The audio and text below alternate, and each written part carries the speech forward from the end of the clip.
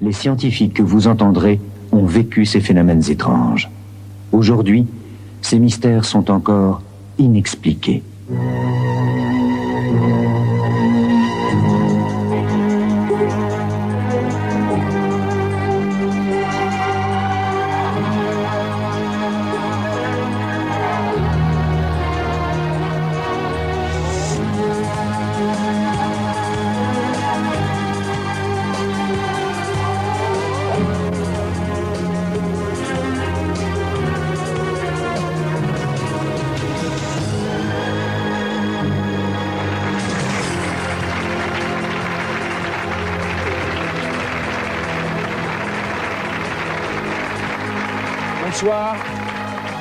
Bonsoir et bienvenue pour ce deuxième numéro de l'émission Mystère, émission que vous retrouverez à l'avenir tous les mois sur TF1.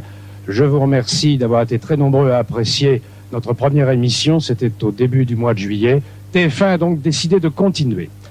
Alors, calez-vous bien dans vos fauteuils, dans vos canapés, ouvrez grand vos yeux et vos oreilles parce que les histoires que nous allons vous raconter ce soir sont tout à fait hallucinantes.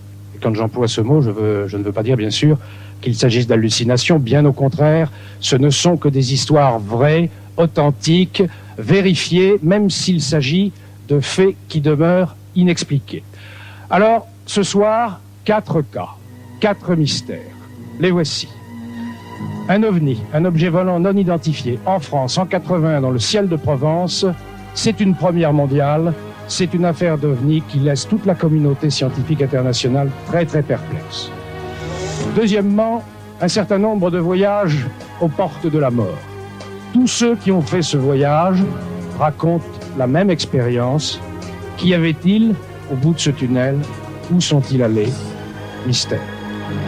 Troisièmement, nous nous détendrons un peu avec une chasse au trésor.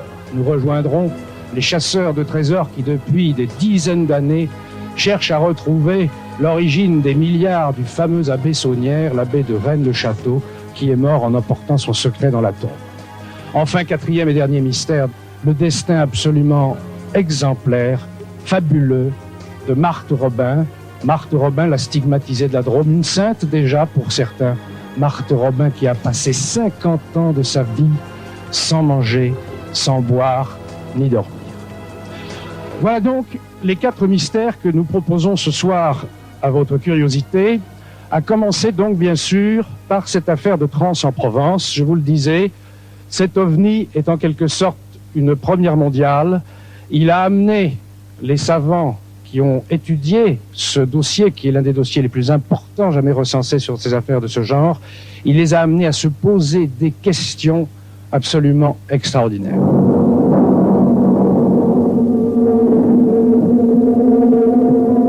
Un phénomène exceptionnel est arrivé le 8 janvier 1981 à Trans-en-Provence, un petit village du Var situé à 10 km de Draguignan. Le témoin principal de ce phénomène est Renato Nicolai. D'origine italienne, il vit en France depuis 35 ans avec sa femme et mène une vie tranquille et simple dans ce village de Provence qu'apparemment rien ne peut perturber.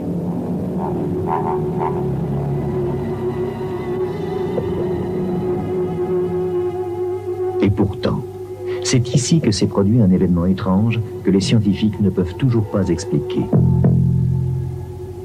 Un mystérieux objet a volé dans le ciel de Trans-en-Provence. Un objet qui soulève la question que l'humanité se pose depuis toujours. Sommes-nous seuls dans l'univers? Un objet qui a atterri ici, dans le jardin des Nicolai, comme le décrit le rapport de gendarmerie.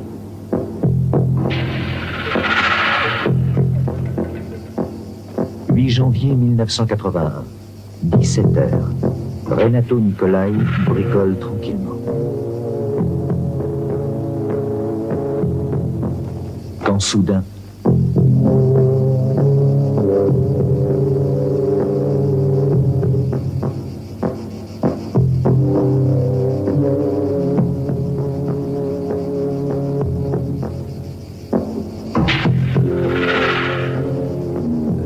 de quelque chose là que quelque chose n'est pas de normal là.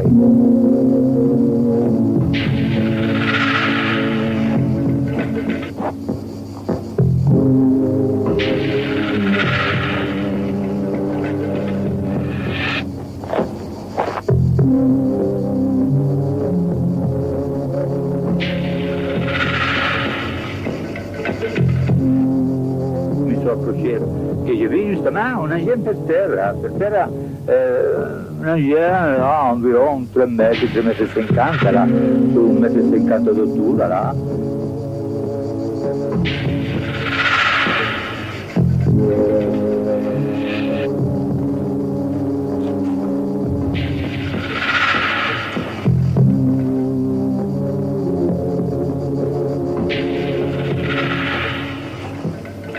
Je suis allé sur la place là, pour voir exactement que ça pouvait être arrivé.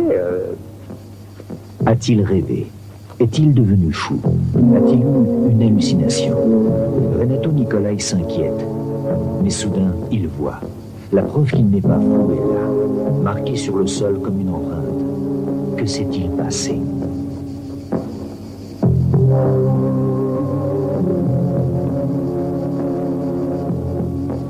J'ai perçu des places per terra là, un gel de brûlé, qu'il avait ripé un peu cet engin.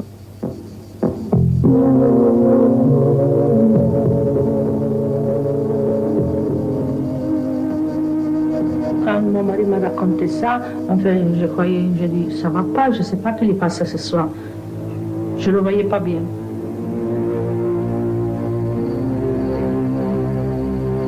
Dans la nuit, je n'ai pas trop dormi, je pensais à ça, je disais qu'est-ce qui arrive à mon mari, c'est pas possible. Je lui racontais des choses comme ça. En attendant que je ne pouvais pas voir qu'est-ce qui s'est arrivé, je croyais une chose impossible, impossible. Vraiment, je ne croyais pas qu'est-ce qu'il avait raconté mon mari.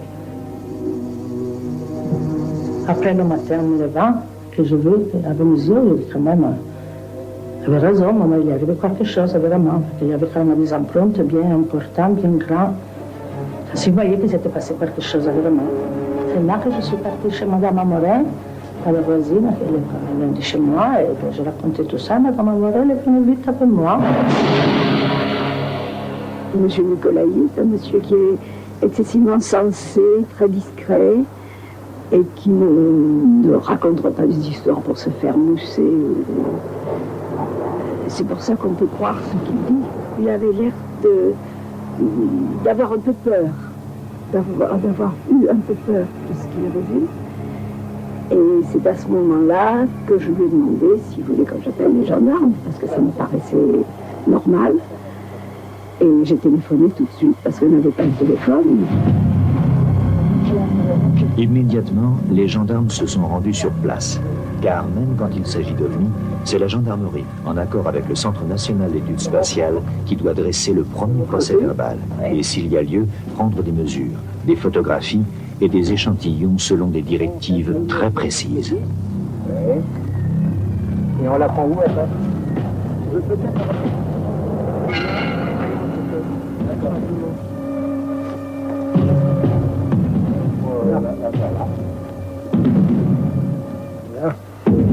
La photo numéro 5.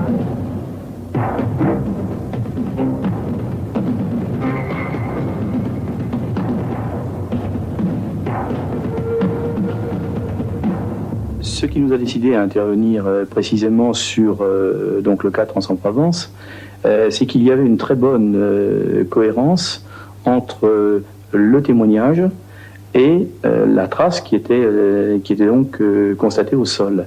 Et les gendarmes, lorsqu'ils ont effectué leur enquête, nous ont confirmé qu'il ne pouvait pas s'agir d'un canular orchestré par l'intéressé, ni même d'un phénomène naturel qui aurait pu être en relation avec, par exemple, un phénomène orageux, puisque nous étions dans une période où le temps était, dans cette région de Provence, particulièrement stable. Ce 8 janvier 1981, aucune anomalie n'a été détectée par les radars. Pourtant, cet objet volant a bien atterri dans le jardin de Renato. Il a laissé une trace. Alors, que s'est-il passé? Cet engin pourrait-il provenir de la base militaire située à quelques kilomètres de là? Les autorités militaires sont formelles. La défense nationale est à l'heure actuelle incapable de réaliser un engin qui puisse se déplacer sans bruit et atterrir de cette façon. Mais alors, cet engin ne serait pas d'origine terrestre? Les plantes prélevées par les gendarmes lors de leur enquête vont-elles élucider le mystère? Selon nos directives, les gendarmes avaient effectué des prélèvements qui nous ont fait parvenir. Et étant donné que c'était la première fois qu'il y avait ce genre de traces, nous avions un laboratoire qui était celui du professeur Bounias à l'UNRWA, qui était prêt à intervenir pour faire des mesures sur les végétaux. Pendant 30 jours, les plantes seront entreposées dans les réfrigérateurs du laboratoire du professeur Bounias, en attendant que le Centre national d'études spatiales décide officiellement de lancer les analyses. Dans les échantillons que m'ont amené les gendarmes, il y avait des feuilles de luzerne sauvage de différents âges qui étaient vertes, qui d'un aspect tout à fait normal, sauf qu'elles avaient été desséchées pendant le transport et la conservation. Le professeur Bounias va constater un phénomène inexplicable, une première scientifique. Les composants chimiques des feuilles prélevées sur la trace sont les mêmes que ceux de la luzerne, mais les proportions sont inversées.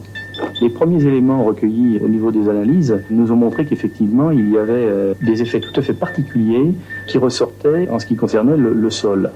Et à partir de cet instant, nous voulions approfondir cette affaire, et c'est la raison pour laquelle nous avons décidé d'intervenir directement sur les lieux en complément de l'enquête des gendarmes. C'est ainsi que nous nous sommes déplacés sur le site, et à ma grande surprise, 30 jours après, l'empreinte était toujours visible sur le sol. Pour la première fois, il y avait une empreinte mécanique, et cette empreinte mécanique, elle allait un petit peu comme une plaque photographique, nous révéler quelque chose. Je vais regarder ça plus précisément. Ah oui, il y a un dépôt sous la croûte, on voit bien la forme de... Il y a une pression sur le sol.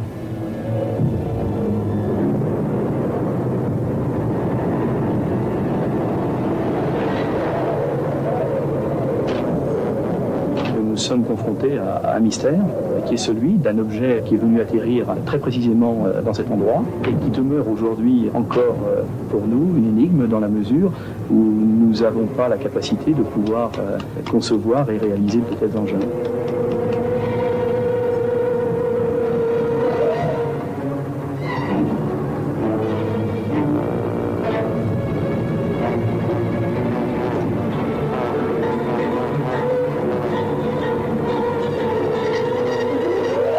Pratiquement une centrale nucléaire en termes de puissance énergétique nécessaire pour pouvoir générer de tels effets de poussée pour déplacer cet objet. Par conséquent, je ne sais pas quelle peut être l'origine de cet événement.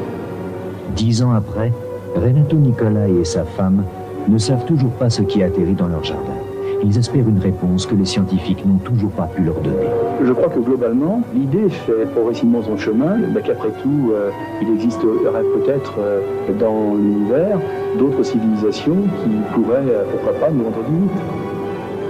Les analyses ont permis d'affirmer qu'il s'est réellement passé quelque chose d'étrange à Trans-en-Provence. Mais quoi? Après 10 ans d'études approfondies, il n'y a toujours pas de réponse. Cette affaire de Trans-en-Provence a permis de réaliser une étude très complète, telle que lorsque j'ai pu en discuter avec des collègues américains qui m'ont dit qu'au fond c'était la première fois au monde qu'une étude scientifique aussi complète était réalisée sur un cas d'OVNI au sens général du terme, bien entendu. Donc dans ce sens-là, l'affaire de Trans-en-Provence, c'était bien scientifiquement une première mondiale. Les analyses des plantes, de la terre et du sol ont prouvé que Renato Nicolai n'avait ni rêvé ni menti.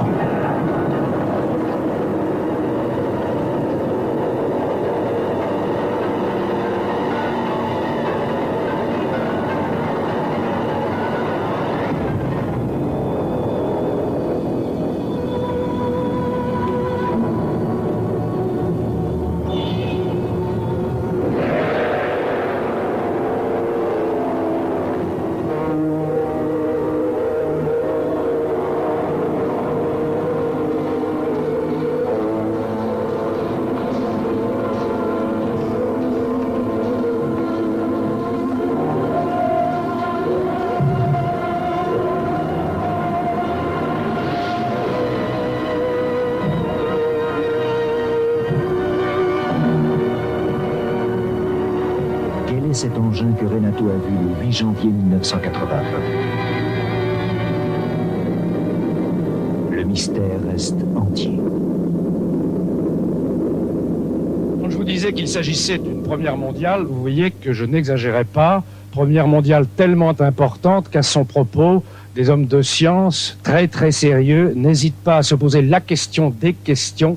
Est-ce que cela implique l'existence d'une civilisation extraterrestre? C'est bien sûr de cela dont nous allons parler dans un instant avec nos invités, notamment avec Jean-Jacques Velasco et Michel Bougnas.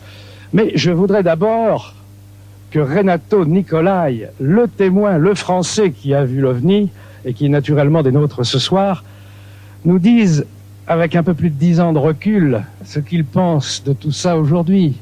D'abord, qu'est-ce que vous avez vu, selon vous, à ce moment-là? J'ai perçu un objet. Ça vous a fait peur quand vous avez vu ça? Non, là, non, mais enfin, quelque chose quand même. Il m'est arrivé, sûr. Est-ce qu'on s'est moqué de vous dans le village? Non, pratiquement, jusqu'à présent, vous non. êtes réputé sérieux, oui. Oui, quelques, mettons. Et j'imagine que le fait que des hommes comme Jean-Jacques Velasco et Michel Bougnas prennent au sérieux votre témoignage doit quand même vous faire très très plaisir. Je pense quand même qu'ils ont fait du bon travail. Un jour, on arrivera bien à voir, savoir quelque chose. Quand? Alors justement, là, il faut qu'on se retourne vers Jean-Jacques Velasco et Michel Bougnas. Écartons peut-être tout de suite l'hypothèse de l'engin militaire couvert par le secret défense. Pourquoi faut-il l'écarter? Jean-Jacques Velasco. Eh bien parce que les effets qui ont été constatés à partir des analyses effectuées sur le site, tant du point de vue du sol que de la végétation, ont montré que la propulsion éventuelle de ce phénomène ne correspondait pas à une propulsion qui aurait pu être faite par des produits à base de carbone, c'est-à-dire des produits de combustion. Bon, en réalité, en état actuel de la technique, et toutes les civilisations de la Terre connaissent les progrès techniques des autres, c'est pas un engin que l'homme aurait pu fabriquer. Au stade actuel de nos connaissances, nous ne le pensons pas. D'accord. Bon, vous, Michel Bougnas, on a vu que vous étiez biomathématicien. Vous avez fait parler les plantes. Qu'est-ce que vous ont dit, les plantes?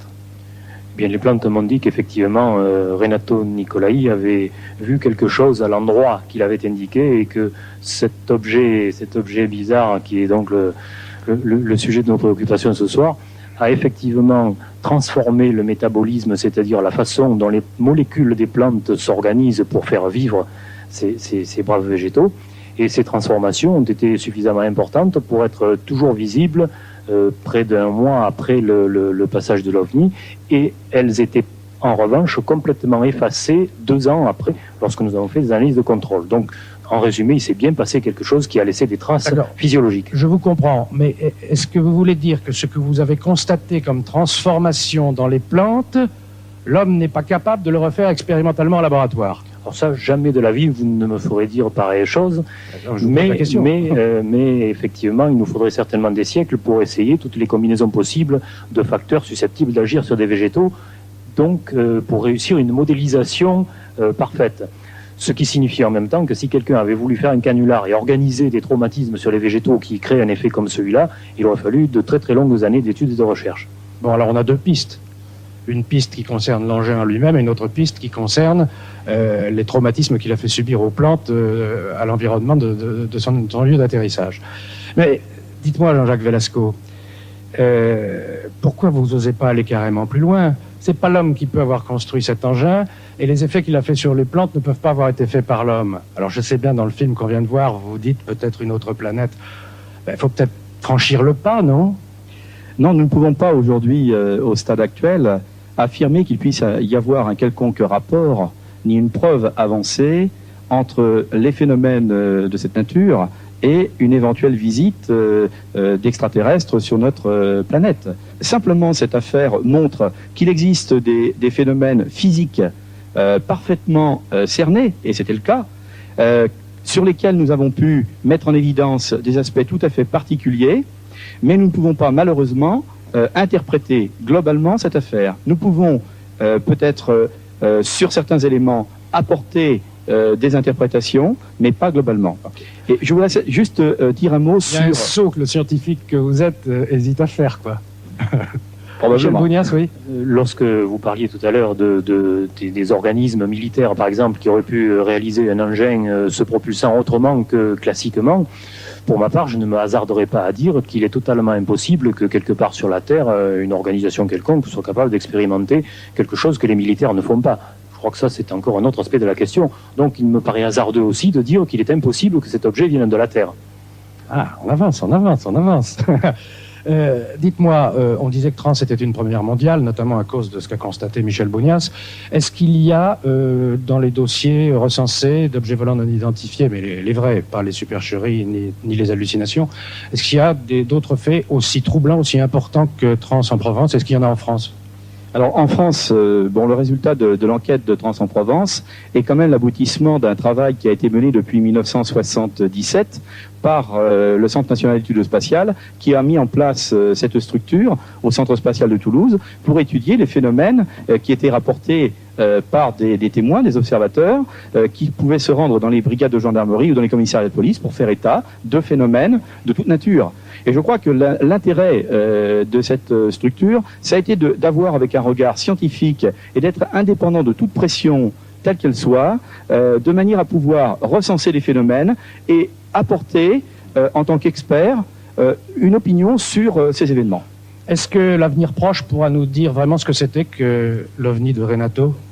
Je pense que si... Ou est-ce que le dossier est refermé? Non, le dossier ne sera pas refermé. Le dossier continue. Je crois que nous avons encore des observations de phénomènes, mais la particularité de celui-ci, c'est qu'il a été investigué avec des méthodes scientifiques et que nous avons pu obtenir des résultats tout à fait particuliers. Maintenant, il existe dans le monde d'autres cas qui peuvent être similaires à celui-là. Malheureusement, il n'a pas été fait le travail qu'il a été fait sur celui-ci. Bon, alors là, je vais me tourner vers un autre de nos invités, Perry Petrakis. Vous animez une association qui s'appelle SOS OVNI. Vous recevez beaucoup d'appels sur vos numéros de téléphone et votre 3615. Ce que je peux vous dire, c'est qu'entre effectivement la ligne téléphonique et le 3615 SOS OVNI, nous avons plusieurs milliers d'appels par an. Maintenant, il ne s'agit pas uniquement, bien entendu, d'observation. Il y a des gens qui souhaitent s'informer de ce qui peut s'observer, de ce qui peut se faire dans ce domaine-là. Et il y a également un certain pourcentage qui est consacré aux observations qui nous sont rapportées. Enfin, de toute façon, n'est-ce pas, Monsieur Velasco, si vous apercevez un ovni ou vous croyez en voir un, vous pouvez, conformément à la démarche en vigueur depuis le GEPAN même, vous pouvez, bien sûr, appeler les gendarmes qui feront l'enquête si les services de Monsieur Velasco le leur demandent. Bien, deuxième mystère de cette deuxième édition de notre émission, un mystère tout à fait surprenant. Il s'agit d'un voyage extraordinaire, d'un voyage que de nombreuses personnes ont fait, et je crois qu'en l'occurrence, on peut parler, disons, d'un voyage aux portes de la mort.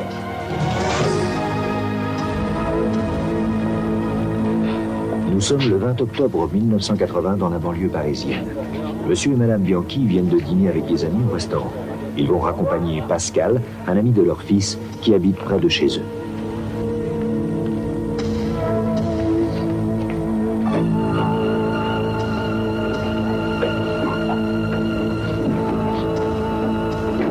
Le repas était excellent et l'humeur joviale. Les Bianchi sont ravis de l'agréable soirée qu'ils viennent de passer.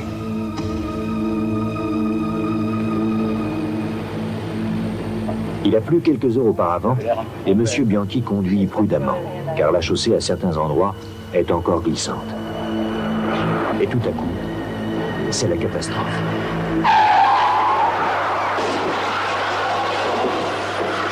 Pascal, qui était assis à l'arrière, n'est pas blessé. Il va pouvoir sortir de la voiture. M. Bianchi semble inconscient. Ce que j'ai pensé, moi, c'est sortir de la voiture surtout, puis sortir des occupants. Alors j'ai sorti Madame Bianchi, puis après j'ai essayé d'aller voir le monsieur Bianchi, le conducteur. Puis là je voyais qu'il n'y avait rien à faire, il était carrément entouré de tôle. C'était dur à supporter, ça me faisait mal intérieurement. Surtout on ne savait pas s'il allait vivre après ça, ou vu dans l'état où je l'avais trouvé. Heureusement, l'accident est survenu à quelques centaines de mètres d'une gendarmerie près de laquelle stationnait un véhicule du SAMU. Quelques minutes à peine après l'accident, les secouristes sont sur les lieux.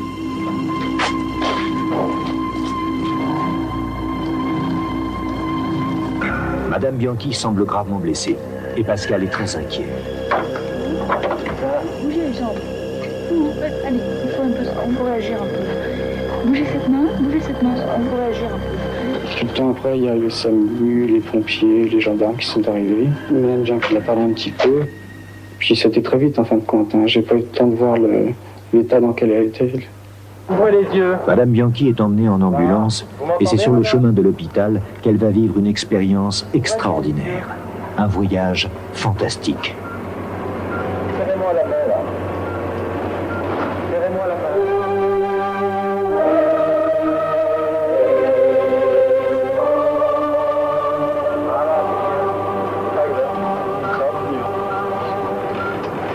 Serrez-moi la main, madame.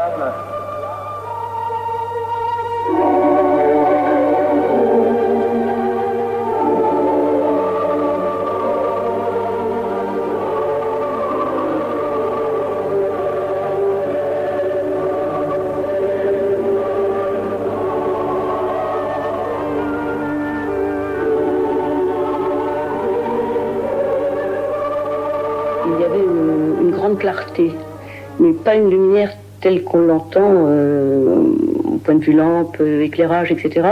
C'était plutôt comme un brouillard lumineux. Je ne peux pas vous dire s'il avançait sur moi ou si c'est moi qui avançais sur lui, je ne peux pas vous dire. Je n'ai vu personne, j'avais l'impression de ne pas avoir de corps, et pourtant j'avais un sentiment, je ressentais quelque chose. La sensation, c'est d'être très léger, dans un bien-être total, une quiétude extraordinaire. C'était pas dans mon corps que j'étais bien, puisque je ne le ressentais pas. Hein. C'était dans mon esprit cette tranquillité, et puis cette légèreté. Je regrette de ne pas pouvoir mieux vous l'expliquer. Mais franchement, je regrette parce que j'aimerais vous faire partager. Et je peux pas. À l'instant où j'ai repris conscience dans le couloir de l'hôpital, je sais que je me suis dit, il faut tout recommencer. J'ai eu la sensation d'avoir vu quelque chose sans l'expliquer. Je ne me le suis pas expliqué, puis je n'ai pas cherché d'explication. C'est resté quelque chose de mystérieux, puis quelque chose qui m'était très intime en fait. J'ai pas voulu en parler, je n'en ai parlé à personne. Je ne voulais pas qu'on me prenne pour quelqu'un de fou, mais après, la vision de la mort change d'aspect. Je ne la crains pas. Pendant ce temps-là, les pompiers tentent de dégager M. Bianchi de l'amas de tôle dont il est prisonnier. Il est inconscient, sa vie est en danger.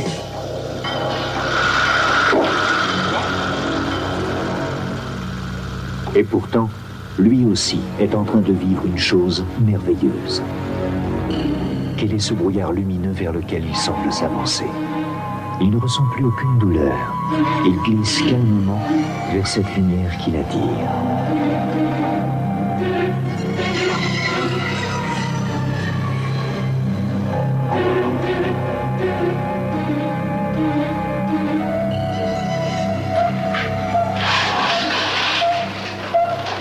Je ne me souviens pratiquement de rien.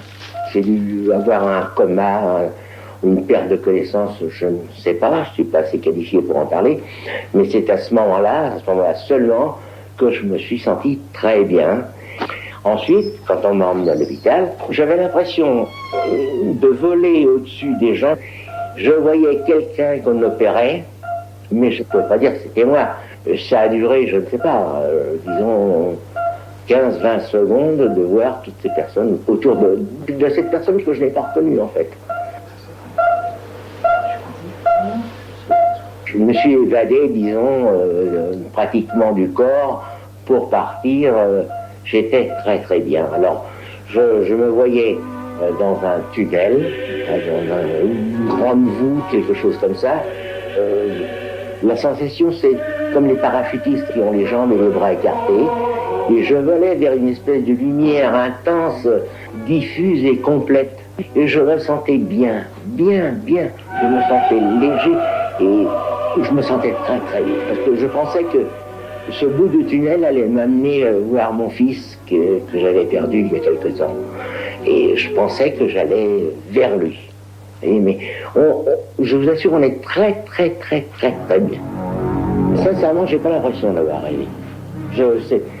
C'est une sensation que j'ai ressentie profondément. C'est éblouissant. Vous vous sentez léger, bien, je ne sais pas, je ne peux pas l'expliquer. Ce qui est incroyable, c'est que monsieur et madame Bianchi ne sont pas les seuls à avoir vécu cette merveilleuse expérience au seuil de la mort. Des centaines de personnes ont fait et décrit un voyage identique. Les époux Bianchi ont vécu une sortie du corps, le passage dans un tunnel, la perception d'une lumière, la présence, la vibration de cette lumière. Ceci, ce sont les caractéristiques les plus communes et je pourrais dire essentielles de l'expérience au seuil de la mort. Tout comme M. Bianchi, un nombre important de personnes sont sorties de leur corps, sont allées la plupart du temps au plafond et observent ce qui se passe dans l'environnement immédiat, c'est-à-dire la salle de réanimation. Devant la multitude des témoignages, le corps médical commence à s'intéresser à ce mystère. Les époux Bianchi ont vécu un traumatisme grave et ils relèvent et révèlent une expérience intéressante, troublante. Il s'agit d'avoir une attitude pragmatique, il s'agit d'avoir une attitude de recherche afin ensuite de pouvoir modifier notre attitude et notre comportement de médecin vis-à-vis de ces patients. Comment expliquer cette expérience? S'agit-il d'une hallucination liée à une réaction chimique du cerveau ou d'un réel voyage dans l'au-delà? Nul ne le sait encore. Mais pour tous ceux qui sont entrés dans ce tunnel de lumière, plus rien n'est comme avant.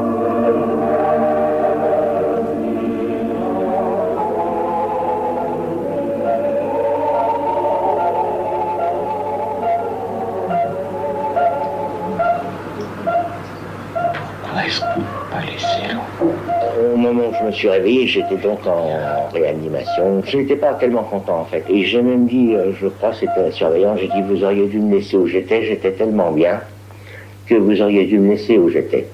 C'est difficile à expliquer avec des mots de tous les jours parce que c'est une sensation que l'on n'éprouve pas, j'allais dire, ici, dans notre environnement. C'est un bien-être extraordinaire, on se sent très léger et excessivement bien, mais vraiment très très très bien. 3 mois après ce terrible accident, accompagnée d'un ami, Madame Bianchi, qui se remet lentement de ses blessures, rend visite à son mari qui est encore en rééducation. Voilà votre femme. Madame Bianchi est inquiète. L'état de son mari demeure incertain et chaque fois qu'elle pénètre dans cette salle, elle revoit l'accident.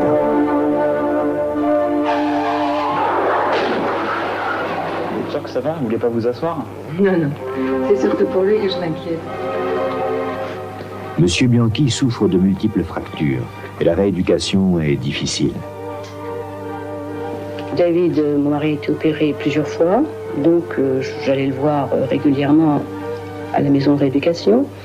Et un jour, lorsque je suis arrivée, il était très très déprimé, il avait vraiment le cafard. On venait de lui annoncer qu'il devait subir une énième opération. Et sa première phrase a été « J'étais dans un endroit très bien, j'aurais voulu qu'on m'y laisse, j'aurais voulu y rester ». Et alors, à ce moment-là, bon, je lui ai dit « Mais quel endroit ?» Je te jure, si je devais rester estropié, j'aurais préféré rester là-haut. J'étais bien là-haut. C'était comment là-haut? Et c'est ce jour-là que monsieur et madame Bianchi comprennent qu'ils ont vécu la même expérience après la collision.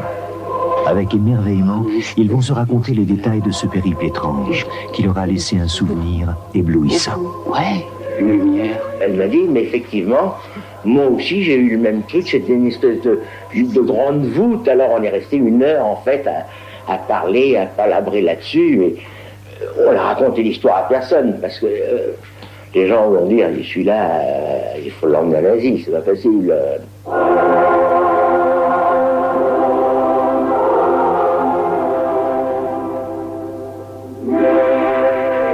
Tout à fait par hasard, il y a peut-être 1 mois, j'ai appris que nous n'étions pas les seuls. Au contraire, il y avait pas mal de gens.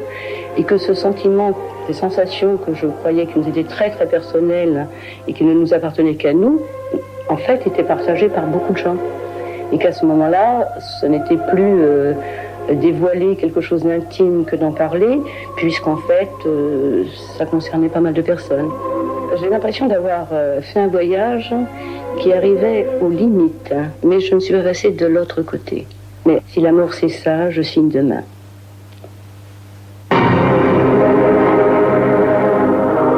Où sont-ils allés? Qu'y a-t-il au bout de ce tunnel? Là est le véritable mystère.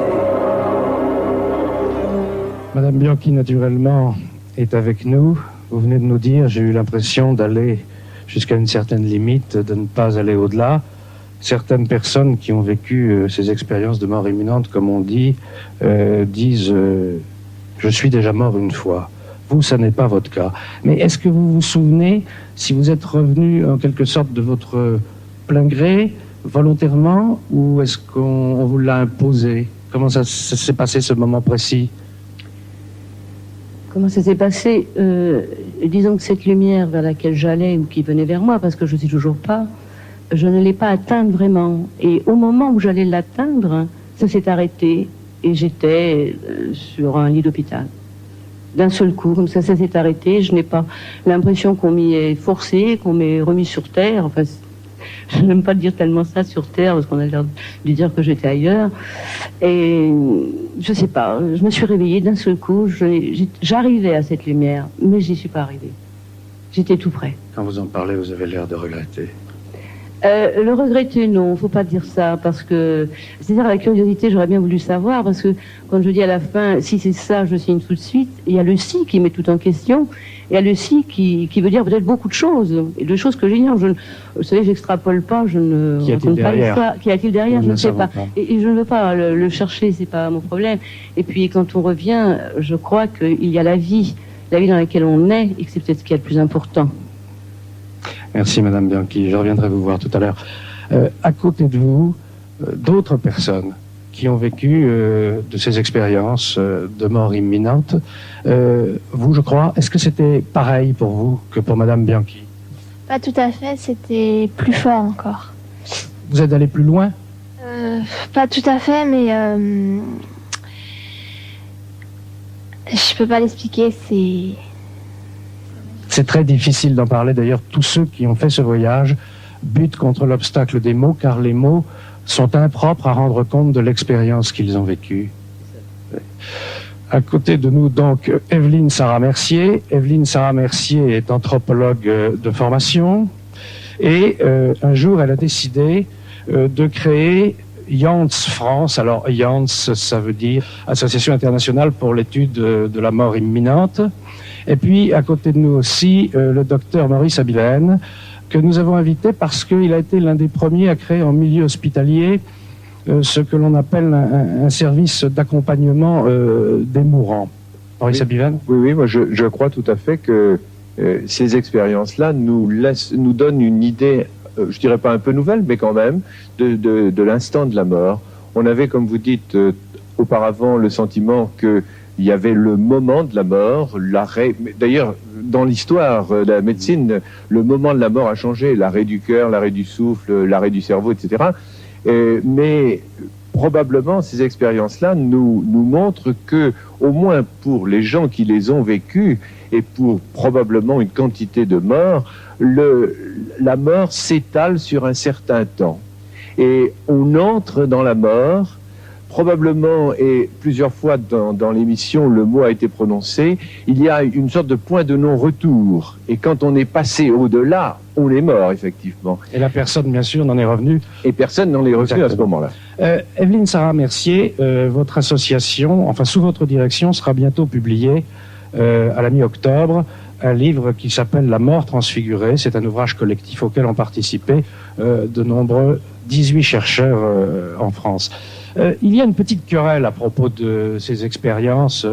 Certains disent que c'est en quelque sorte l'indice de la persistance de tout ce qu'il peut y avoir d'immatériel et de spirituel chez nous après la mort apparente du corps. Et d'autres, des médecins, disent mais non, tout ça est purement physiologique, c'est le cerveau qui s'arrête et c'est des hallucinations. Alors, entre les deux, quelle est la bonne position? Ni l'une ni l'autre. Je crois qu'il faut être un peu plus compliqué que ça.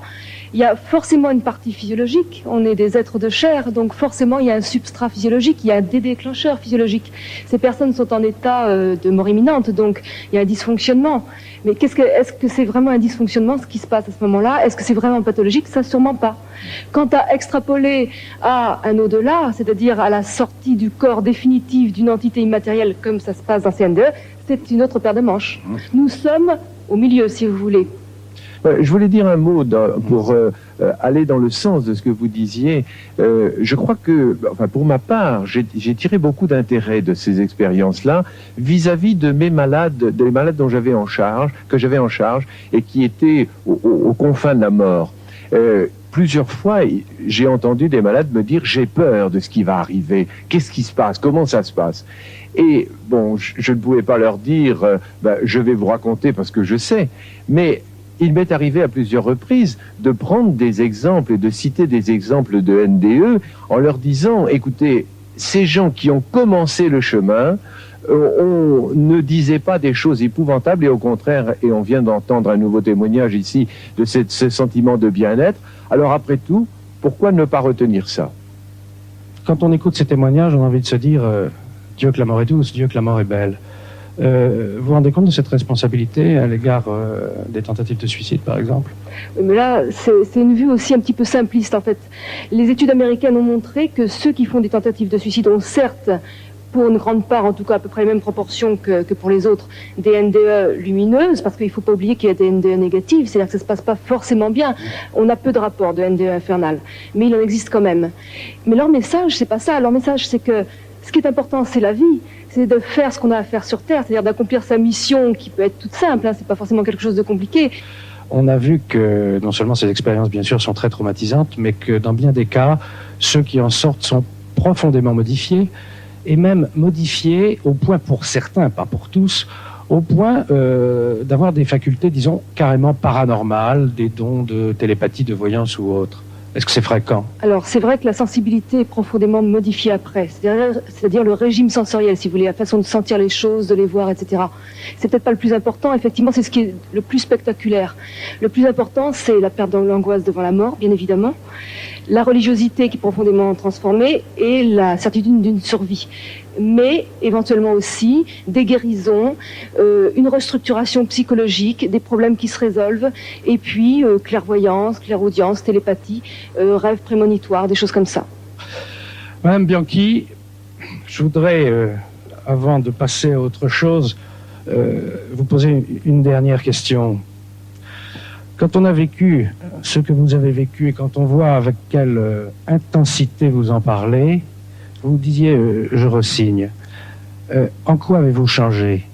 Quel regard portez-vous aujourd'hui sur la vie et par conséquent sur la mort? Vous avez l'air extraordinairement apaisé. Je pense que c'est quand même mon caractère qui veut que je sois apaisée. Je pense pas l'avoir toujours été, mais si quand même. Parce que ça m'a apporté... Vous savez, nous avons été très traumatisés physiquement pendant très très longtemps, pendant des mois. Il a fallu vivre une vie qui était très difficile à assumer pour nous, pour nos proches, pour tout le monde. On est revenu à un état normal, entre guillemets, physiquement, déjà très très longtemps après. Ça n'a pas été brusque d'un seul coup, le retour, se dire tiens, demain matin ça va très bien et tout. Alors dire ce que ça a changé, ce qui a surtout changé dans notre vie, c'est l'accident lui-même avec toutes les séquelles qui nous sont restées.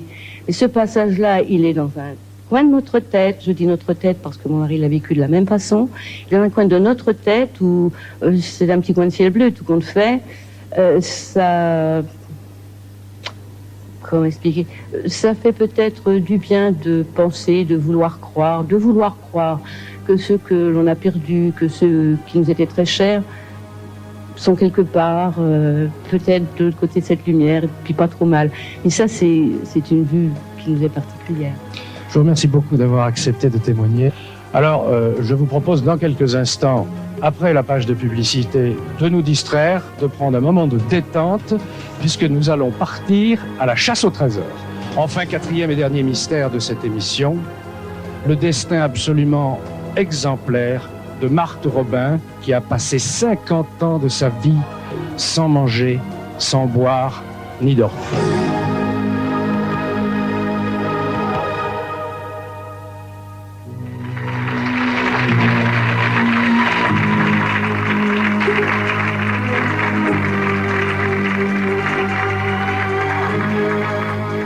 Bien, je vous promettais il y a un instant un moment de détente, un moment de rêve. Qu'est-ce qui fait plus rêver au monde que la chasse au trésor?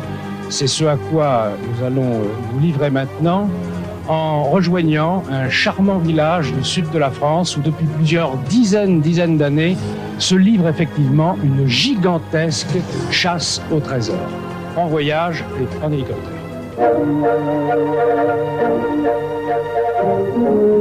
Nous sommes dans le sud de la France, dans la belle région de l'Aude.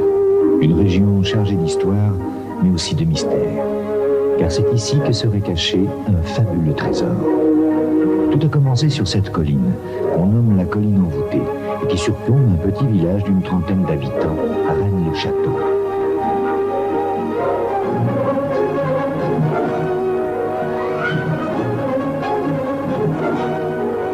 Un village qui reçoit chaque année plus de 20 000 visiteurs venus du monde entier, attirés par la légende du trésor de la Bessonnière.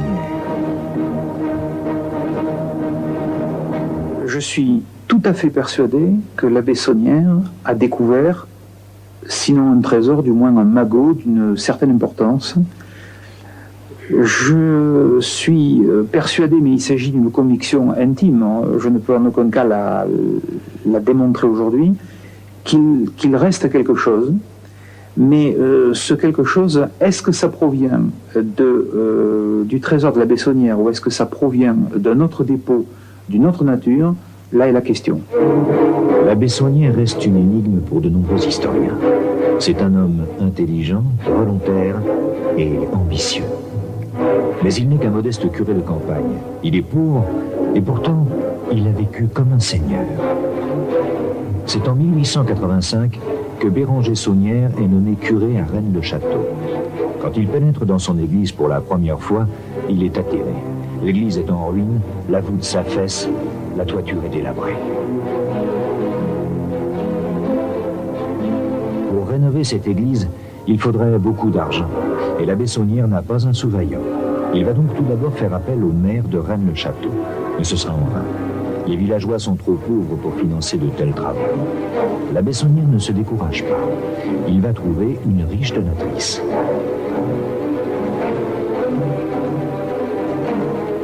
Il est certain qu'il a eu un don de la comtesse de Chambord, puisqu'il le mentionne, assez important, puisqu'il est de 3000 francs. Alors la restauration a démarré tout d'abord par le remplacement, l'enlèvement du vieux maître-autel qui est très ancien, et dont on a une description fidèle, puisque l'abbé lui-même a écrit que le maître-autel était formé d'une pierre brute soutenue par 2 piliers, dont un sculpté. Et c'est dans ce pilier sculpté que la Bessonnière va faire une première trouvaille, à savoir des documents.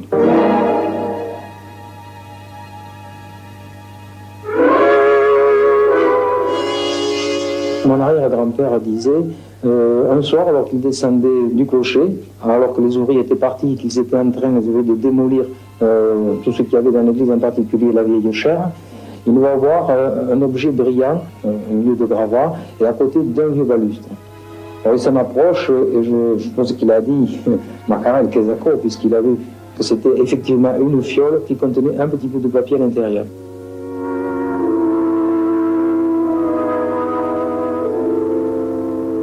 Bien sûr, il s'empresse de porter sa découverte à la Bessonnière.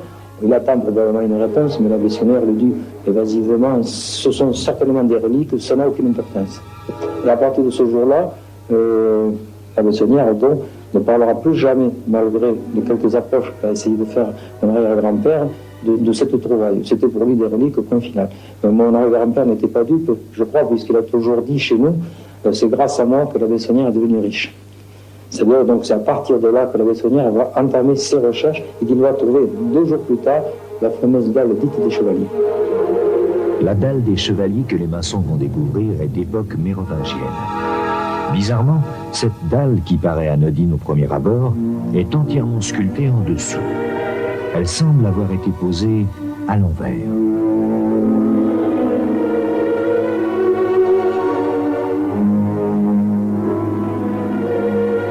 À la vue de ce qu'il y avait sous la dalle, l'abbé a congédié immédiatement les 2 maçons en prétextant que c'était l'heure du déjeuner.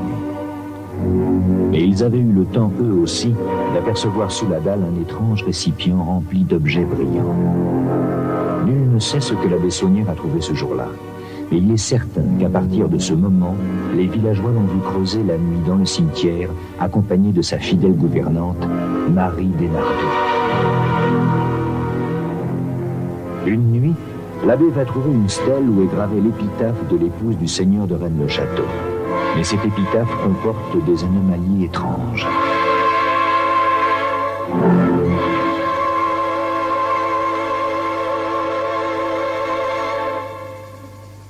Nous avons reconstitué la dalle de la marquise de Blanchefort, dont on constate à première vue que le graphisme est presque incompréhensible sur la tombe d'une dame de haute naissance. Si on pose comme hypothèse de travail que le T signe le trésor, on n'a d'autre possibilité que de suivre les autres T pour voir s'ils se trouvent en place. Celui-ci est correct. Celui qui devrait se trouver dans le mot Dotpoul a été effacé, ou plus exactement, il manque. Celui de Blanchefort est à la bonne place. Celui du mot 7 a été décalé pour prendre la place qui logiquement revenait à la lettre P. Quant au dernier, il se trouve dans un mot fabriqué de toutes pièces qui est le mot catin, par glissement et césure au mauvais endroit du mot requiescat. La césure devrait donc se trouver ici. Et nous avons l'interprétation évidente qu'apparaît. Le trésor n'est pas ou n'est plus chez les Hautes-Poules, absence du T. Il a été déplacé. Il se trouve au milieu du mot catin, qui nous renvoie au mot latin catinum, qui signifie grotte ou caverne. Dans son journal intime de 1892, l'abbé note « Jeudi 21, découverte d'un tombeau ». Et à partir de ce moment-là, il se lance dans les travaux et dépense sans compter.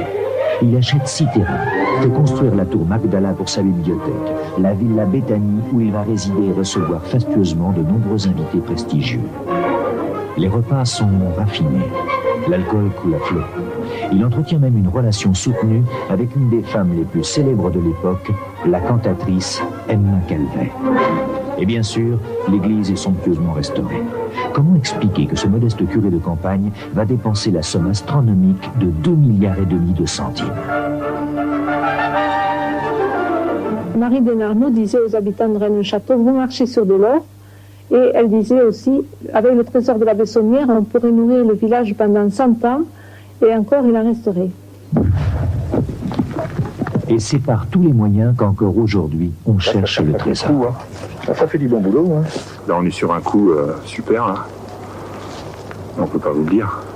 Dans une affaire comme ça, je crois que le mieux, c'est de travailler l'intuition. Et travailler l'intuition, c'est peut-être regarder une carte topographique, jouer avec la toponymie, les courbes de niveau, un certain nombre de signes conventionnels de la carte, et essayer arbitrairement de relier entre des points qui, en principe, n'ont pas forcément de connexion. Et on a un certain nombre de chances, à partir de là, de voir se dessiner des pistes. Une fois qu'on a ces pistes, on peut en dérouler certaines, et il arrive que certaines de ces pistes nous amènent des choses intéressantes. Pour beaucoup de chercheurs, la piste commence dans l'église où l'abbé Saunière a installé un étrange bénitier et une inscription. Par ce signe, tu le vaincras. L'abbé nous indique-t-il ainsi que par les signes de croix, le trésor peut être trouvé? Il est certain que ce bénitier présente un phénomène magnétique étrange. Si l'on place une boussole au pied des statues, on s'aperçoit qu'elle indique 3 directions différentes. Suivons cette direction en ligne droite. La première croix que nous rencontrons est celle du calvaire, à la sortie de l'église de Rennes-le-Château. Si nous continuons dans cette direction, sur quelques kilomètres, nous allons atterrir dans un autre village, Rennes-les-Bains.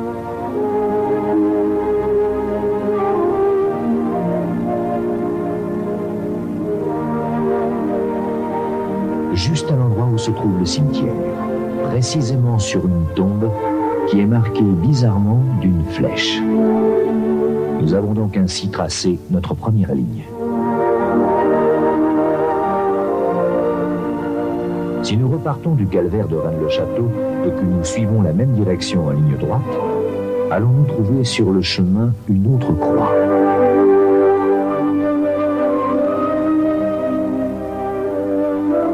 Au bord d'une route, en pleine campagne, il y a en effet la croix de Gavigno, qui fait face à Rennes-le-Château.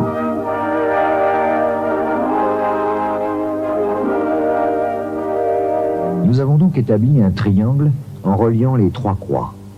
Et c'est dans ce périmètre que des centaines de chercheurs creusent en vain depuis 30 ans pour trouver le trésor de la Bessonnière. Il est certain que de nombreux témoins ont vu pendant des années la Bessonnière parcourir les sentiers de la région. Que cherchait-il? Avait-il obtenu des renseignements sur l'emplacement d'un autre trésor? Ou choisissait-il une cachette pour y enfouir son magot?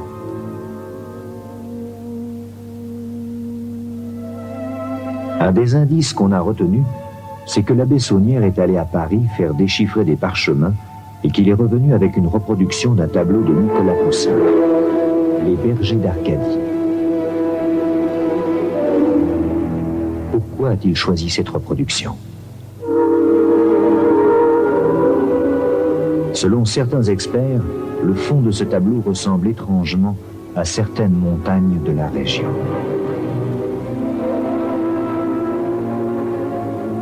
Et le point d'où l'on peut voir ces deux montagnes se situe au lieu dit le tombeau d'Arc. Ce tombeau d'Arc est en ligne droite avec la croix de Rennes-les-Bains et celle des Galignans. Nous allons donc agrandir le triangle et joindre le tombeau d'Arc à Rennes-le-Château. Sur le chemin, nous trouvons les vestiges du château de Blanchefort, surplombant une falaise ou grotte mystérieuse.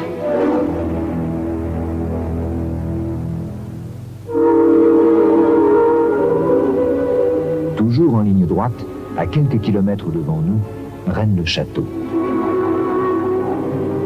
Est-ce dans ce deuxième triangle que se trouverait le trésor? Officiellement, les fouilles sont interdites. Mais la nuit, les recherches continuent. Qu'aurait donc trouvé la Bessonnière? Les hypothèses sont nombreuses et les avis sont partagés. S'agit-il du trésor des Mérovingiens ou de celui du roi Salomon rapporté par les Romains?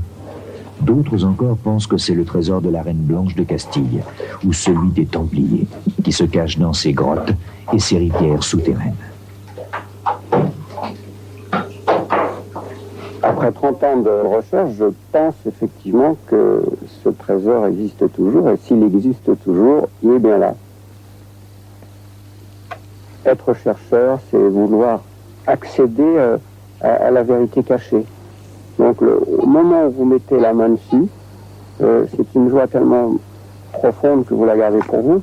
Pardon monsieur, bonjour. Bonjour. On peut vous poser quelques questions? Mais vous pouvez toujours. Qu'est-ce que vous cherchez en ce moment? Je cherche le fabuleux trésor de Rennes-le-Château. Je ne sais pas si c'est moi qui le trouverai, mais parce que je pense qu'il y a beaucoup d'appelés, mais peu d'élus.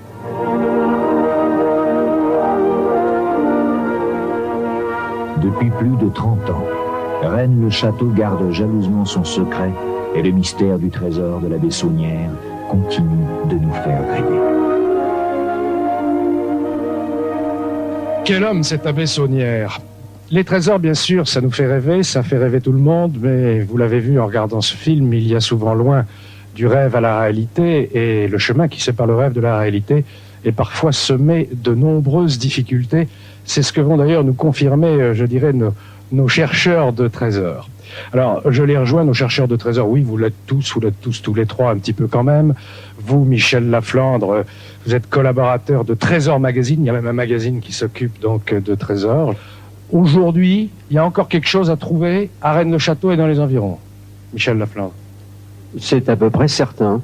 Mais quoi, du sonnant et du trébuchant ou la clé du secret de la Bessonnière? Non, la Bessonnière a trouvé au départ de l'argent. Il n'a pas trouvé tout ce qu'il y avait à Rennes-le-Château. Il a trouvé d'autres choses que de l'argent. Et partant, il a dû faire mousser, amalgamer les deux affaires. Mais la part qu'il a laissée sur place est certainement encore très supérieure à ce qu'il a pu trouver à l'époque. C'est votre avis, Jean-Pierre Monteil? J'ai un avis un petit peu différent, mais pas tout à fait contradictoire. Je pense que le trésor de Rennes-le-Château, si vous voulez, il y a deux pistes principales. Il y a une piste possible pour un trésor matériel, et là je rejoins ce que vient de dire M. Laflandre, et une deuxième piste qu'on ne doit pas éliminer trop vite, qui est autre chose qu'un trésor matériel. Des documents qu'il aurait négociés. Des documents possibles, ou bien quelque chose, et un certain nombre d'éléments aujourd'hui pourraient nous permettre d'aller dans cette direction-là, quelque chose qui aurait trait a un message, mais alors là je voudrais poser tous mes mots, mettre des guillemets devant et derrière, relatif à une espèce de révélation universelle. Dites-moi, c'est absolument hallucinant. Regardez ces visiteurs, des têtes couronnées, des gouvernants, une grande cantatrice, mais c'est absolument incompréhensible. Voilà un petit curé de campagne qui reçoit l'archiduc d'Autriche. Comment est-ce que vous l'expliquez, la Flandre? C'est certainement ce qui accrédite le plus certainement et le plus formellement l'hypothèse que le trésor, en tout cas, lui a permis d'attirer à lui des gens considérables. Alors, je pense que l'hypothèse de Jean-Luc Monteil est aussi vraie. Et certainement que s'il a pu attirer tout ce monde-là, c'est parce qu'il détenait aussi des connaissances qui valaient quelque chose. Pas nécessairement qui valaient quelque chose en numéraire, mais qui valaient quelque chose. Mais il est vrai qu'il a attiré des têtes couronnées et même des empereurs, enfin des prétendants à l'Empire. Je pense à Jean de Habsbourg, qui l'a fréquenté. Emma Calvé, vous le dites dans le film, mais on n'imagine pas aujourd'hui ce que ça représentait à l'époque. Moi, je voudrais dire que Rennes-le-Château, pour moi, ça va faire un petit peu sourire, mais vous vous souvenez de l'émission Le Schmilblick? Eh bien, Rennes-le-Château... pas de rapport. Si, il y a un rapport très important. Rennes-le-Château, c'est que vous ne faites pas beaucoup avancer le Schmilblick. Vous allez voir. C'est un Schmilblick, mais dans lequel les gens qui sont devant les caméras arrivent avec des réponses au lieu de poser des questions. Et ça a compliqué formidablement le problème. Et aujourd'hui, Rennes-le-Château est arrivé au niveau du débat des spécialistes, donc on ne peut pas ce soir avoir débat de spécialistes, c'est très compliqué, on est en boucle dans l'affaire de Rennes-le-Château, parce que chaque génération de chercheurs rajoute des éléments, et la question qui est très importante, qui est probablement beaucoup plus importante que l'affaire de la Bessonnière, c'est pourquoi on n'a prêté qu'aux riches, c'est-à-dire, rejoignant ce que vous venez de dire, pourquoi depuis, partant sur les légendes qui depuis plus de 1000 ans tournent dans cette région sur des questions de trésors, avec le fameux triangle mythique, la mort, la caverne, le diable, dont le centre est le trésor, si vous voulez, qui est le véritable archétype des histoires trésoraires, dans le monde entier. La question est la suivante, pourquoi tant de gens se sont ingéniés à brouiller des pistes, et pas d'une manière aussi stupide et aussi superficielle qu'on a bien voulu le dire? Parce que quand on dévide le fil des canulars, on s'aperçoit qu'ils sont extrêmement bien montés, et qu'il faut être paléographe, historien, helléniste, latiniste, philosophe, ésotériste, etc. J'en passe et des meilleurs pour arriver à comprendre un petit peu cette affaire. La question qui m'intéresse, et j'imagine qui intéresse tous ceux qui nous regardent à l'heure actuelle, parce qu'il y a que dans les bandes dessinées ou dans les livres d'aventure qu'on parle de trésors. Or, Michel Laflandre, vous avez l'air, vous, de dire qu'on marche sur des milliards, qu'il y a des trésors un peu partout, et en France surtout, et qu'il suffirait de chercher pour les trouver. Il suffirait pas, il suffit de chercher pour les trouver. Vous en avez trouvé, vous? Personnellement, je cherche celui de Rennes-le-Château. Donc oui, pas encore c'est tellement trouvé. Compliqué que ça vous monopolise complètement, vous n'avez pas le temps de chercher ailleurs. Oui, tout à fait. Mais on trouve combien de trésors par an en France? Plusieurs centaines, c'est très difficile à dire, parce qu'il y a des gens qui le disent parce que la plupart des gens se taisent. Mais quand ils peuvent parler dans des enceintes un peu plus restreintes, ils se confient. Par exemple, nous, on reçoit des lettres, des centaines de lettres de gens qui nous disent soit j'ai trouvé quelque chose, et pas des petites choses, des kilos, voire des dizaines de kilos d'or, soit je suis sur le point de trouver quelque chose, aidez-moi, donnez-moi un élément ou quel matériel de Ils l'ont trouvé, comment ça, dans leur jardin, en faisant un trou pour planter un arbre? Oui, ce ne sont pas des trésors dans la historiques. Cave, dans les poutres des appartements? Dans la cave, dans les poutres, dans les greniers, chaque cas de figure est différent. Mais disons qu'il y a quand même quelques cas de figure types autour duquel se greffe une légende, une histoire familiale. Ce sont souvent des fortunes familiales que les gens trouvent. On ne va pas donner de nom, mais est-ce que vous connaissez par exemple quelqu'un dont vous pouvez nous dire qu'aujourd'hui il vit très bien de la découverte d'un trésor? Ah oui, moi j'en connais plusieurs. Bien, moi je vais vous présenter quelqu'un que vous connaissiez peut-être déjà, non? Pascal Koenig, vous le connaissiez? Parce que lui, c'est un chasseur de trésors aussi, mais il ne s'intéresse pas à ce qu'il y a sous terre, il s'intéresse à ce qu'il y a sous la surface des mers. Et vous, Pascal Koenig, vous avez trouvé quelque chose? Oui, j'ai trouvé... À plusieurs reprises. J'ai trouvé un certain nombre de choses, mais... on peut les voir, je dis ça parce qu'on peut les voir d'ailleurs. Si vous vous tournez vers cet écran, voilà, racontez-nous. Ça, ce sont des amphores. Bon, apparemment c'est banal, mais ça vaut de l'argent, hein? Oui, ça vaut de l'argent. En fait, ce trésor a été trouvé au Baléares et on travaillait avec toutes les autorisations officielles. Alors là, on passe tout de suite à autre chose, des choses beaucoup plus dorées. Alors là, ça fait tout de suite un peu plus rêver. C'est des lingots? Ce sont des lingots d'or. le même genre de lingots d'or qui ont été trouvés sur un bateau qui a coulé en mer de Chine, qui s'appelait le Geldermalsen, avec 160 000 porcelaines chinoises à bord aussi. Et c'est toujours une découverte de Pascal Koenig. Et voilà les lingots d'or qu'on a trouvés. Ce sont des lingots d'or qu'on a trouvés en France. C'était pas un secret, c'est à Belle-Île-en-Mer. On travaillait tout à fait officiellement avec un organisme qui s'appelle la DRASM. Quelle profondeur? Dans 10 mètres de fond à peu près. Mais tout le monde peut y aller alors? Tout le monde peut y aller, oui, mais il faut beaucoup de moyens et je peux vous dire que le site est très protégé. J'ai l'impression qu'il y a des pêcheurs sous-marins qui partent avec le fusil harpon, mais qui ont peut-être des arrière-pensées, parce qu'on en voit quand même de plus en plus, notamment à Belle-Île, je connais. En fait, c'est un petit peu le même problème que les trésors terrestres, si je puis dire, puisque il y a des pirates, forcément, et puis il y a des gens qui sont très scrupuleux et qui veulent demander des autorisations, qui font les fouilles en bonne et due forme. Il y a des milliards au fond des mers, comme il y a des milliards sous terre, sous nos pieds. Effectivement, il y a des bateaux qui ont navigué et qui ont été coulés par diverses fortunes de mer et qui ont dans leur flanc des fortunes, effectivement. Faites-nous rêver un peu, là. Dites-nous, quelle est l'épave que vous rêveriez de remonter ou de visiter?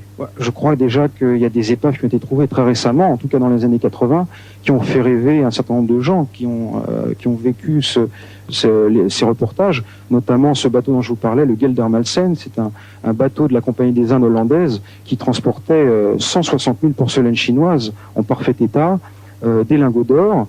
Et tout ceci s'est vendu à Amsterdam avec Christie's, et je crois que ça a fait une somme de à peu près 110 millions de francs. Donc c'est quelque chose de colossal, vous voyez. Et vous en vivez pas, alors vous avez d'autres ressources, oui. J'ai obligatoirement d'autres ressources, mais je travaille, puisque je suis passionné par ce domaine, et je travaille sur plusieurs dossiers à la fois, et nous sommes toujours à la recherche de financiers afin de faire une expédition. Là, vous avez un appel à lancer. Voilà, exactement. J'appelle tout à fait les gens qui sont passionnés à me contacter, éventuellement par le biais de votre émission, et puis on pourra toujours 3615 discuter. TF1, Mystère. Voilà. L'appel est lancé. Alors vous êtes sur quoi là? Vous êtes sur un coup? Dites-le nous. J'en suis sur 4. Alors, ça serait trop long à vous expliquer. Bon, alors Rennes-le-Château, bonne continuation, messieurs. Je ne sais pas si un jour on connaîtra exactement l'origine de la fortune de la Bessonnière. On brûle. Merci et bonne chasse à tous les trois.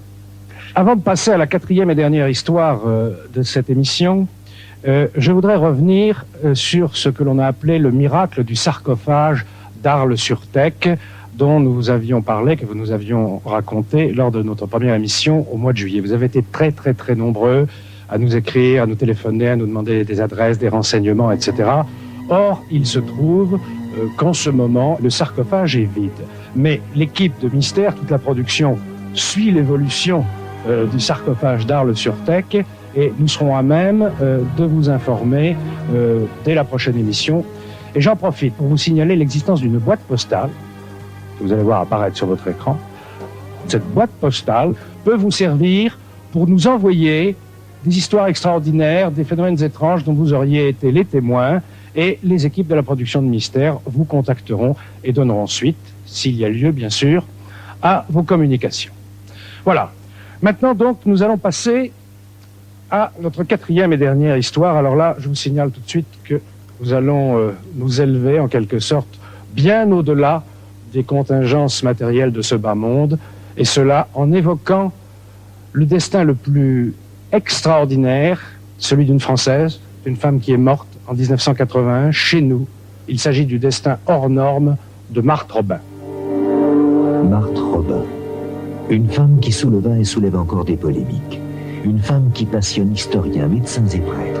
Une femme qui pendant 50 ans vivra sans manger, ni boire, ni dormir, paralysée et alitée dans l'obscurité totale. On dit, je le crois, parce que j'avais fait une enquête tout à fait sérieuse, qu'elle ne peut ni manger ni boire. Oui, c'est vrai qu'on lui donnait une cuillère à café, ça ressortait par les narines. Bon, pourquoi? Parce que son encéphalite a des fictions en l'air, il s'appuie de déglutition, c'est vrai qu'elle ne pouvait pas avaler. Ses fonctions digestives étaient arrêtées. C'est ici, à Châteauneuf-de-Galore, un petit village de la Drôme, qu'est née Marthe Robin en 1902. Elle y aura une enfance heureuse mais difficile, car ses parents sont de modestes cultivateurs et la vie dans les campagnes est rude à cette époque. Jusqu'à l'adolescence, Marthe sera une enfant vive, gaie et très pieuse. Mais c'est à l'âge de 16 ans que tout bascule. Marthe est alors frappée d'un mal mystérieux.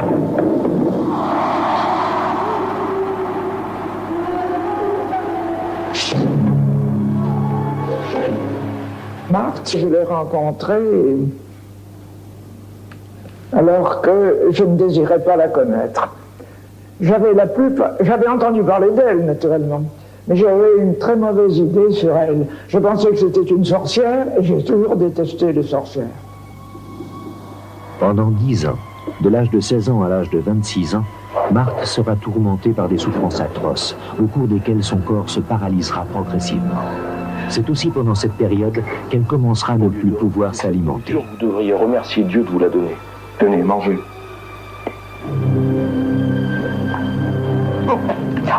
Quelqu'un qui ne boit pas et qui ne mange pas ne peut tenir qu'entre 3 jours et 8 jours en moyenne chez quelqu'un en bonne santé, de la quarantaine, sans problème extérieur.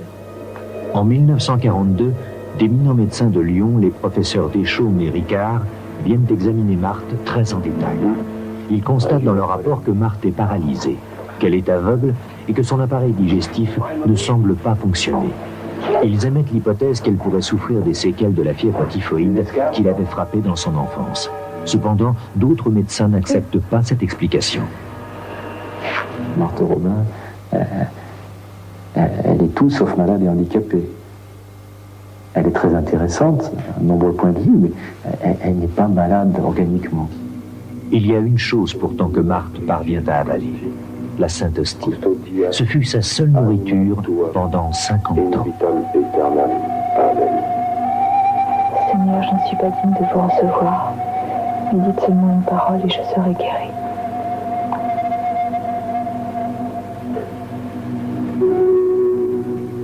Je ne conseillerais à personne de se contenter d'une hostie par semaine et de 3 gouttes sur les lèvres pour les décoller. Dites au bout de la langue. Donc c'est pas possible. Mais on ne vivrait pas. Or, elle a vécu 50 ans. Pour parler, pour sourire, pour rire, pour grimacer, pour faire n'importe quelle mimique du visage, il faut contracter les muscles. Et pour contracter les muscles, on en revient toujours au même problème, il faut de l'énergie.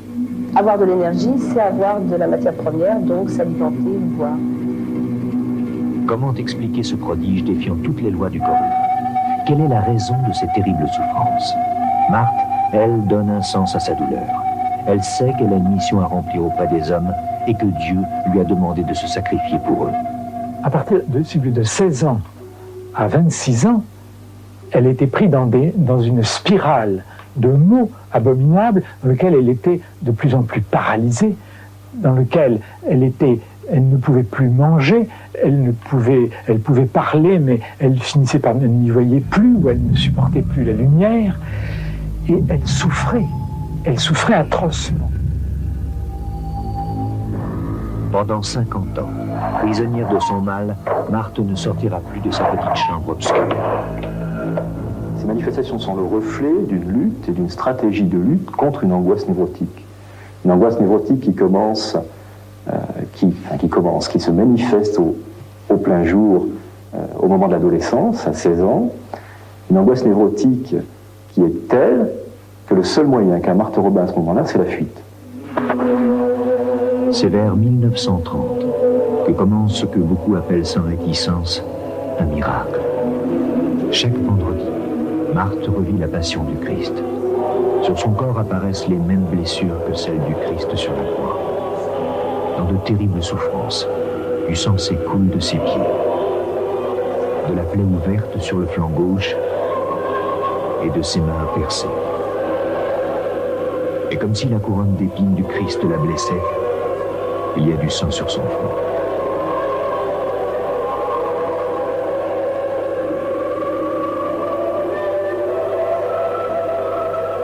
C'est ainsi que tous les vendredis, Marthe accepte de souffrir comme le Christ l'a fait, par amour pour les hommes.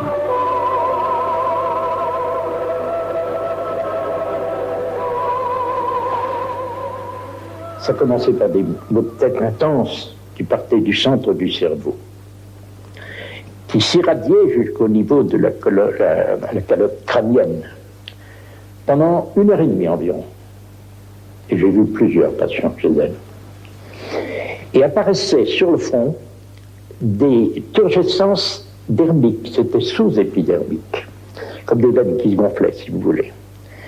Et mon Dieu, pour aboutir ce que nous savons.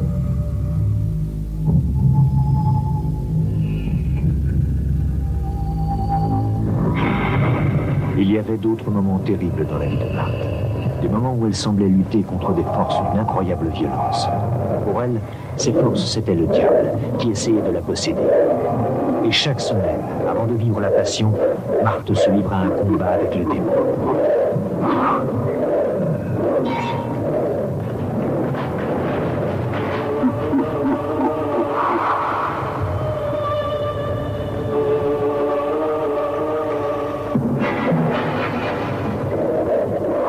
Retrouver Marthe le lendemain hors du lit, des dents cassées, des bosses sur le crâne. Rappelons qu'elle était totalement paralysée, ce n'est pas elle qui pouvait s'échapper de son lit. En 1932, un prêtre de Lyon, l'abbé Finet, vient rendre visite à Marthe pour lui apporter un cadeau. Antonio curé, croyez-vous vraiment qu'elle ne mange pas? Elle ne mange rien.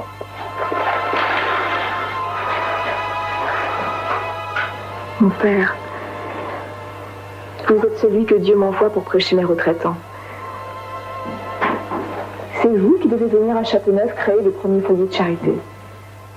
Mais je ne suis pas du diocèse de Valence, mais celui de Lyon. Ne vous inquiétez pas, Dieu s'occupera de tout. Elle savait que c'était celui qui devait venir. Mais lui, il ne le savait pas encore. Et alors, il devait rester 10 minutes, il est resté 6 heures. Et à la fin, elle lui a dit, c'est vous qui allez créer les foyers de charité et d'amour. Pendant 40 ans, l'abbé Finet va consacrer sa vie à la mission de Marthe. Grâce à lui, sans bouger de sa chambre, elle va créer 70 foyers de charité partout dans le monde. Il y avait dans Marthe des choses invraisemblablement extraordinaires, comme le fait qu'elle ne mangeait pas, qu'elle ne dormait pas, qu'elle ne buvait pas, qu'elle causait avec le démon. Bon. Et puis, quand on parlait à Marthe de ces choses extraordinaires, elle nous disait « Les choses qu'on vous raconte sur moi, ça n'a aucune importance. Je n'y attache aucune importance. » Marthe, c'est la personne la plus extraordinaire que j'ai rencontrée. Marthe Robin est morte le 6 février 1981, à l'âge de 79 ans. Sa notoriété fut telle que durant toute sa vie, elle reçut près de 100 000 personnes qui venaient chercher auprès d'elle le réconfort et la lumière. 8 000 fidèles ont assisté à son enterrement, ainsi que plus de 200 prêtres, évêques et archevêques.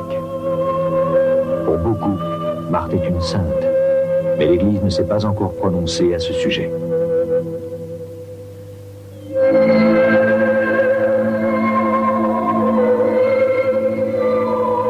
Sa vie reste un prodige dont la science ne peut expliquer le mystère.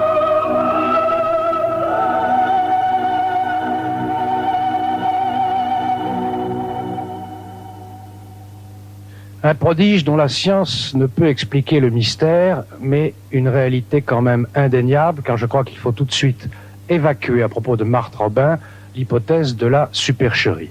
Alors, autour de moi, le docteur Alain Sailly, neuropsychiatre, médecin traitant de Marthe, qui l'a suivi pendant 30 ans, le professeur Jean Guiton de l'Académie française, que vous venez d'entendre, qui a consacré un ouvrage à Marthe Robin, et qui l'a vu des dizaines et des dizaines de fois, en tout une 40aine d'heures. Et puis, un autre médecin, qui lui n'a jamais rencontré Marthe Robin, Gonzague Mottet, qui a consacré sa thèse, une thèse de médecine, de médecine à Marthe Robin, et qui a voulu l'aborder, lui, en homme de science.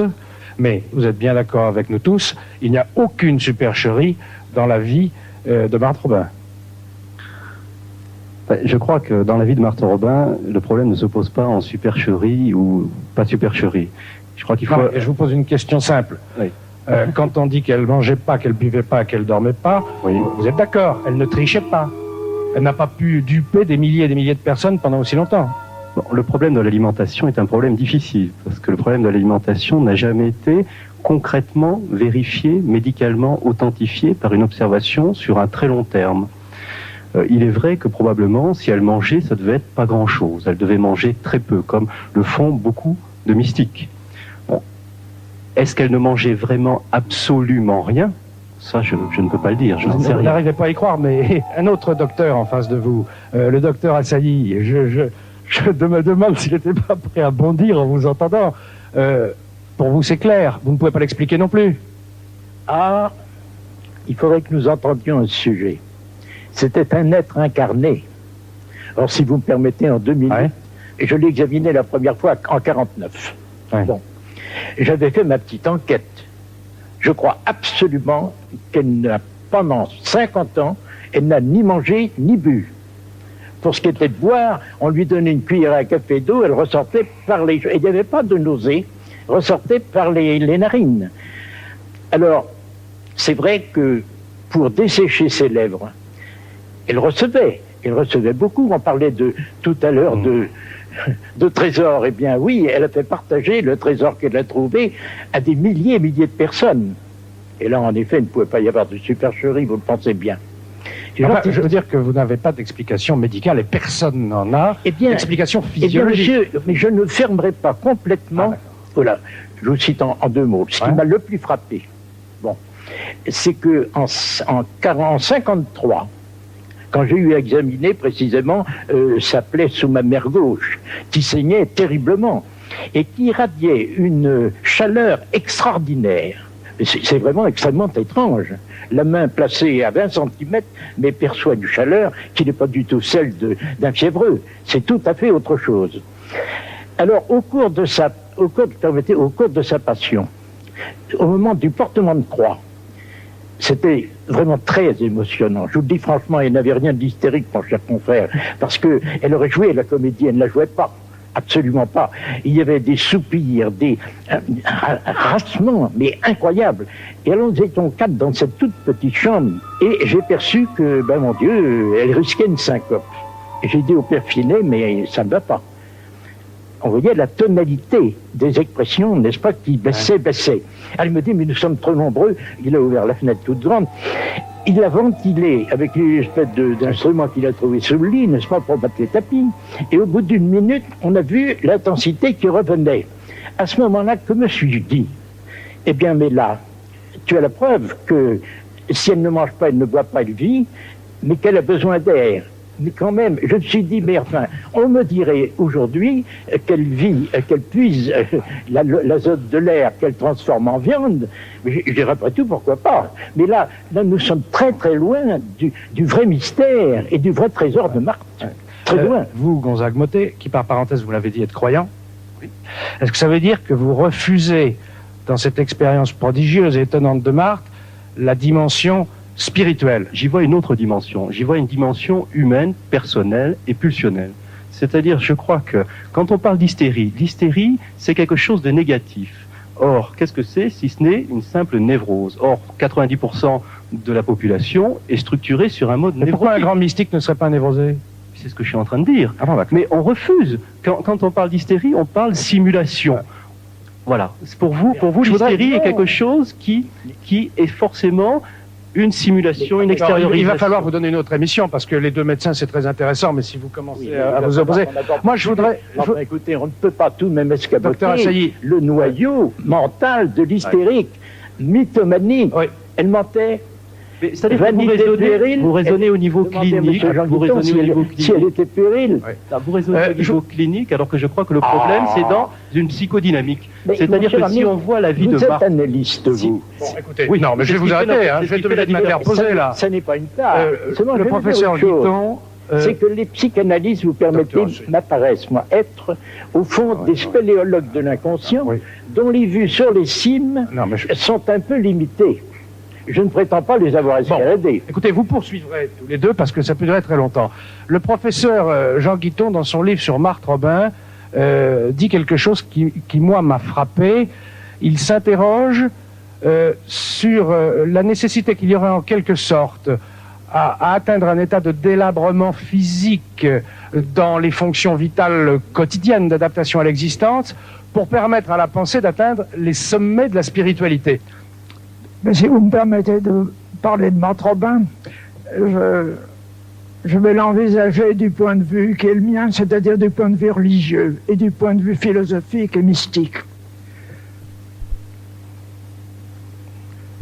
Je voudrais d'abord dire quelque chose concernant le rapport de Marthe Robin avec moi dans ma propre vie.